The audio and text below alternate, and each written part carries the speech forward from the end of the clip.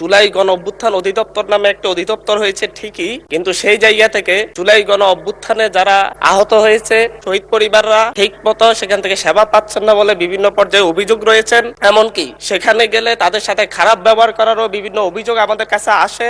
যেহেতু আমরা জুলাই গণ অভ্যুত্থানের নেতৃত্ব থেকে উঠে এসেছি, সেই জায়গা থেকে আমরা এই ব্যাপারে আমাদের মাননীয় মন্ত্রীর কোনো পদক্ষেপ আছে কিনা, এবং জুলাই অধিদপ্তর অনেক ক্ষেত্রে বলে তাদেরকে বাজেট প্রদান করা হয় না, অনেক ক্ষেত্রে বাজেট নেই। জুলাইয়ে যারা অংশগ্রহণ করেছে জুলাই যোদ্ধা এবং শহীদ পরিবারের জন্য যে বাজেট সরকার দিয়েছে সেটা দেওয়ার মতো এই বাজেট গুলা নিয়মিত দেওয়া হবে কিনা, কি পরিমাণ বাজেট দেওয়া হবে, এবং সেই জায়গায় যে হয়রানির কথা আমরা শুনতে পাচ্ছি জানতেছি এই ব্যাপারে কোনো পদক্ষেপ নেওয়া হবে কিনা।